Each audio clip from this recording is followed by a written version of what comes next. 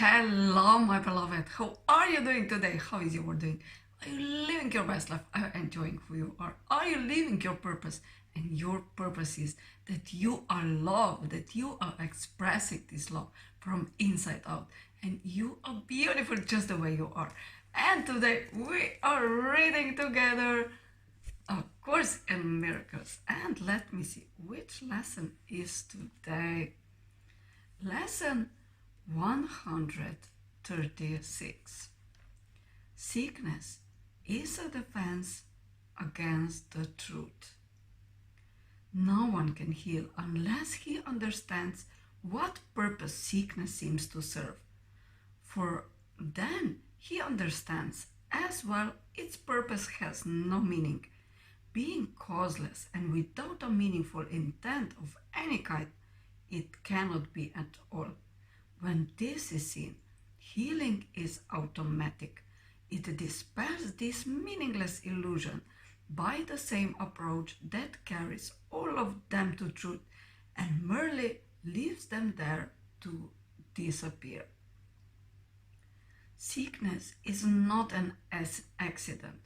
Like all defenses, it is an insane device for self-deception, and like all the rest, its purpose is to hide reality, attack it, change it, render it inept, distort it, twist it, or reduce it to a little pile of unassembled parts.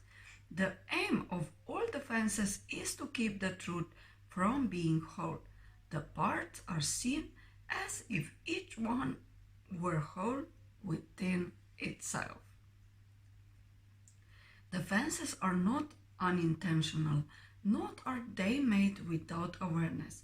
They are secret, magic wands you wave when truth appears to threaten what you would believe. They seem to be unconscious, but because of the rapidity with which you choose to use them, in that second, even less, in which the choice is made, you recognize exactly what you would attempt to do and then proceed to think that it is done. Who but yourself evaluates a threat, decides escape is necessary, and sets up a series of defenses to reduce the threat that has been judged as real. All this cannot be done unconsciously, but afterwards your plan requires that you must forget you made it, so it seems to be external to your own intent, a happening beyond your state of mind, an outcome with a real effect on you, instead of one affected by yourself.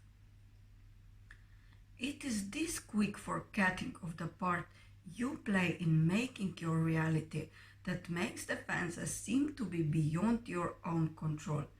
But what you have forgot can be remembered, given willingness to reconsider the decision, which is doubly shielded by oblivion.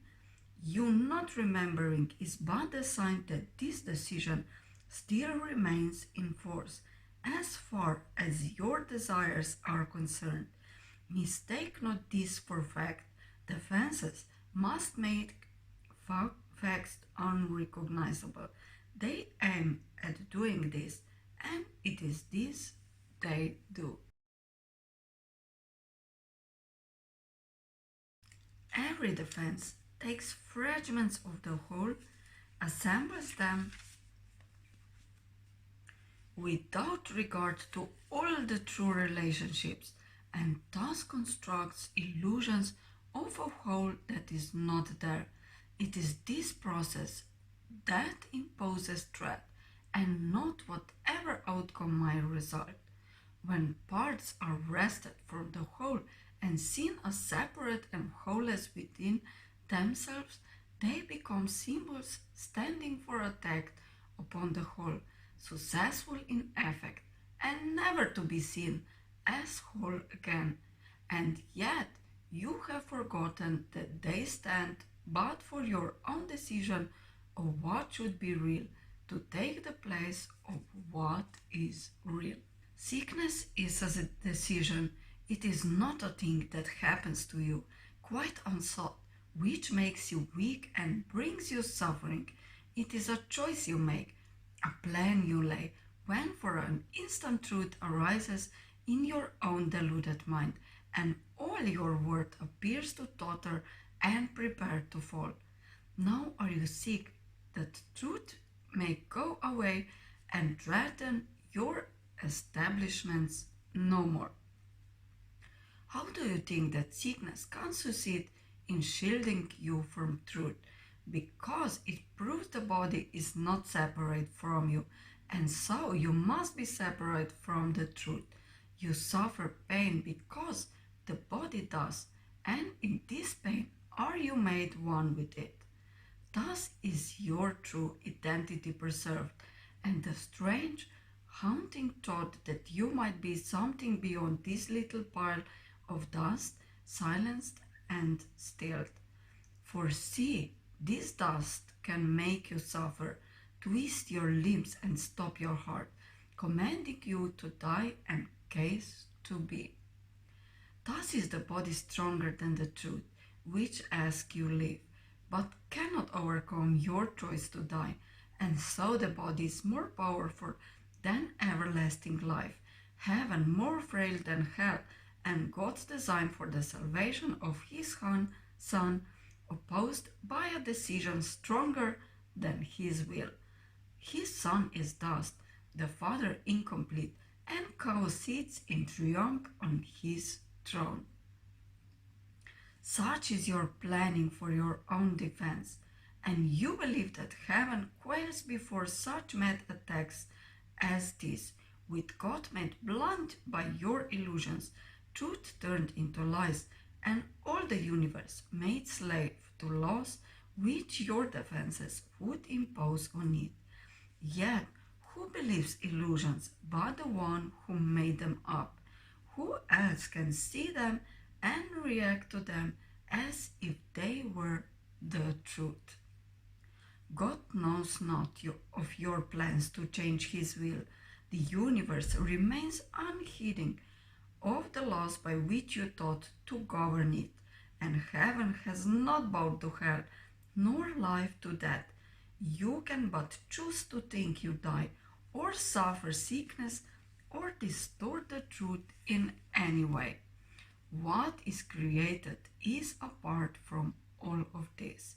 Defenses are plans to defeat what cannot be attacked. What is unalterable cannot change, and what is wholly sinless cannot sin. Such is the simple truth. It does not make appeal to might nor triumph. It does not command obedience, nor seek to prove how pitiful and futile your attempts to plan defenses that would alter it. Truth merely wants to give you happiness, for such its purpose is.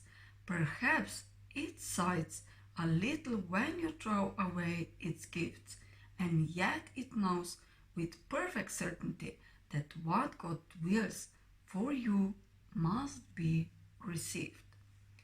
It is this fact that demonstrates that time is an illusion, for time lets you think what God has given you is not the truth right now, as it must be.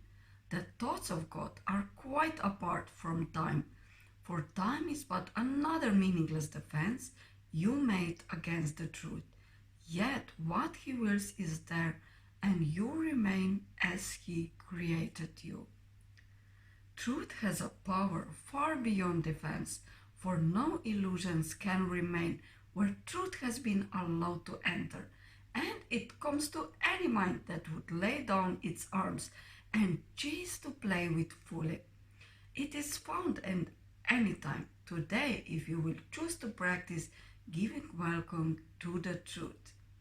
This is our aim today, and we will give a quarter of an hour twice to ask the truth to come to us and set us free. And truth will come, for it has never been apart from us. It merely waits for just this invitation which we give today. We introduce it with a healing prayer to help us rise above the fences and let truth be as it has always been. Sickness is a defense against the truth. I will accept the truth of what I am and let my mind be wholly healed today. Sickness is a defense against the truth. I will accept the truth of what I am and let my mind be wholly healed today. Healing will flash across your open mind as peace and truth arise to take the place of war and vain imaginings. There will be no dark corner sickness can conceal and keep defended from the light of truth. There will be no dim figures from your dreams, nor their obscure and meaningless pursuits with double purposes, insanely sought, remaining in your mind. It will be healed of all the sicky wishes that it tried to authorize the body to obey. Now is the body healed because the source of sickness has been open to relief, and you will recognize your practice well. By this, the body should not feel at all. If you have been successful, there will be no sense of feeling ill or feeling well, or pain or pleasure. No response at all is in the mind to what the body does. Its usefulness remains and nothing more. Perhaps you do not realize that this removes the limits you had placed upon the body by the purposes you gave to it.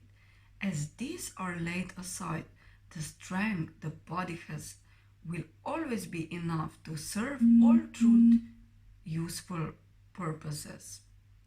The body's health is fully guaranteed because it is not limited by time, by weather or fatigue, by food and drink or any loss you made it serve before. You need do nothing now to make it well, for sickness has become impossible. Yet this protection needs to be preserved by careful watching. If you let your mind harbor attack thoughts, yield to judgment, or make plans against uncertainties to come, you have again misplaced yourself and made a bodily entity which will attack the body, for the mind is sick. Give instant remedy should this occur by not allowing your defensiveness to hurt you longer. Do not be confused about what must be healed, but tell yourself, I have forgotten what I really am, for I mistook my body for myself. Sickness is a defense against the truth, but I am not a body, and my mind cannot attack, so I cannot be sick. Lesson 136. Sickness is a defense against the truth. So, my loves, have a beautiful day. Enjoy really who you are. Just blossom to the fullest and express your inner beauty to the outside and follow your bliss, as Joseph Campbell said. Have a lovely day. Bye.